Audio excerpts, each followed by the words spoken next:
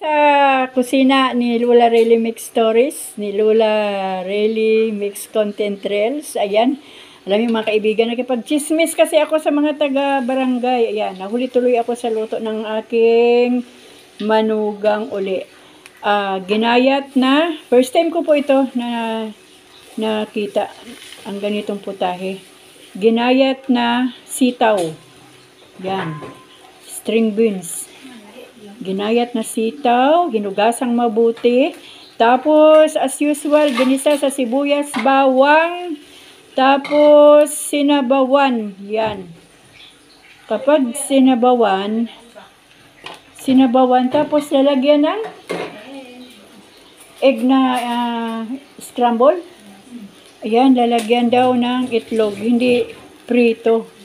Yun pala ay sinabawan. Yan po. Tignan natin kung paano po ang proseso. Ito po ay mga lutong bukid noon. Kaya bago po sa aking kaalaman. Yan. Tignan natin mga kaibigan. Mahirap talaga yung nakikipag-chismisan eh. May dumating kasi yung mga BHW at may mga topic na napagkwentuhan patungkol sa barangay. Kaya yan, nawala tuloy sa isip ko na meron pala akong ibibideo na luto from Mino from Bukidnon. Ayan. Ginisa sa sibuyas, bawang ang tinadtad o pinong hiwa na sitaw. Yung sitaw po natin ito ha, yung ginagataan nating sitaw, hindi yung bagyo beans. Sitaw as in sitaw talaga. Yan mga kaibigan. Galit na ang inyong lola. Ayan mga kaibigan, ayan ha. Lumalabo-labo na yung sabaw ng sitaw. Ganun pala ang sabaw ng sitaw. Lumalabo-labo kapag kumukulo-kulo na. Ayan, tignan natin hanggang sa maluto. Anong nakalagay dito? Asin? Wala pang asin. So, lalagyan ng asin. Wala pa ni asin din, no? Ginisang sitaw. Ayan. Iodized salt. Ginisa mix. Kasi ginisa naman eh. Parang ginisa lang with egg. Alam mo yon?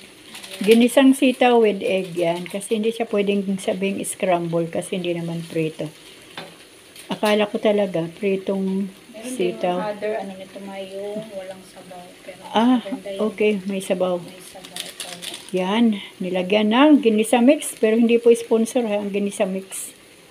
Yan po, talagang pangpalasa lang sa mga luto-luto na ganyan. Yan.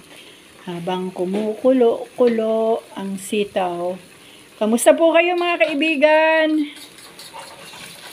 Ako po ay maglalaba pa maya-maya. Hindi po masimulan ng aking laba.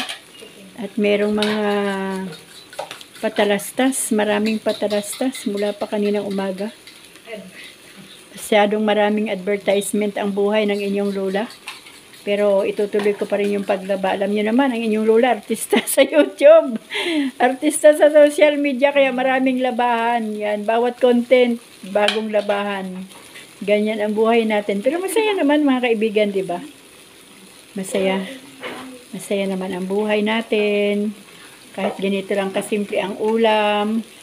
Sabi nga ng mga matatanda nung araw, mamaluktot. Kapag maiksi ang kumot, yan. Ang mahalaga lang, basta masaya tayo sa sitwasyon na ating pinuntahan.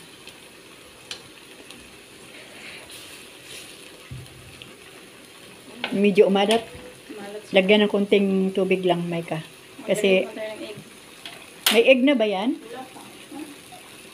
Konting tubig lang. Kunti lang. Yan. Masarap naman yung maalat-alat. Kaya lang medyo yan, sakto yan. Oh. Yes, okay na yan. Yan.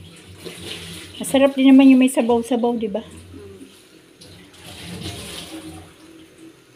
Sabi ng mga matatanda, papunta pa lang kayo doon, ako pabalik na. Marami palang meaning yung salitang yon.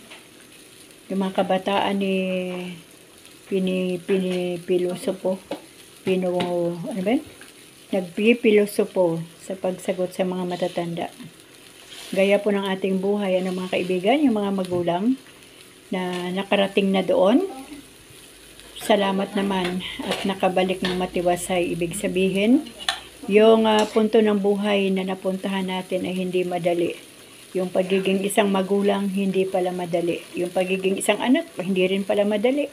Yung buhay may asawa, hindi rin pala madali. Lahat ng sitwasyon ng buhay ay hindi talaga madali. Kaya yung mga matatanda na nagsasabi na pauwi na sila, papunta pa lang yung mga kabataan, sana kwininto nila na mahirap pala doon sa kanilang pinuntahan. Kaso karamihan, walang sinasabi kung ano yung sitwasyon doon sa mga pinuntahan nila. Ayan. Kaya ayan tuloy. Maraming mali ang naranasan. Yan, mga kaibigan, may egg na po yan. Ayan, ay, kasarap para masarap. Yan. Tinadtad na o hiniwa ng pino na sitaw, ginisa, tapos nang naluto na ang sitaw, nilagyan ng itlog. O, diba mga kaibigan? Parang ang sarap. Parang ang sarap. Masarap kasi gulay. Basta gulay, masarap. Ayan. Oh. Try ko nga na maghalo-halo. Try ko din maghalo-halo ng sitaw. Ito po ay menu from Bukidnon. Kasi mga kaibigan, ang aking manugang ay malapit na po lumabas yung aming apo at ina-advise na po talaga ng doktor sa kanya na huwag na masyadong kumain ng kanin. Gulay-gulay na lang. So, ayan. Patayin na natin. Patayin na. I-off na natin ang apoy. Yan po. Try mo, Maika, ang lasa. Basa. Yan po ang ating Okay. tawag dito, ginisang sitaw with egg. Yan, sibuyas, bawang pa rin. At ayan po ang resulta ng ating ginisang sitaw. Masarap ito mga kaibigan kasi bago ito sa aking kaalaman. Yan. Sana po ay nakapagbigay sa inyo ng bagong kaalaman. Itong putahe from Bukidnon ng aking mahal na manugang. Maganda rin po itong gayahin. Lalo na po kapag medyo sikip ang ating budget. O di po ba, aminin na hindi po lahat ay maluwag ang budget. Talaga pong maraming masikip ang budget ngayon. Lalo na, katapusan na naman, marami na naman tayong bayarin. Nandiyan na naman ang mga bills, ayan si due date ng kuryente, tubig, lahat na ng mga dapat bayaran tuwing katapusan ng buwan.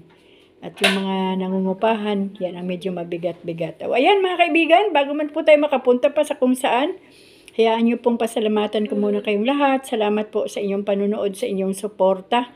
Maraming salamat po sa inyong lahat. Pagpalain po kayong lahat ng ating Panginoon. Amen.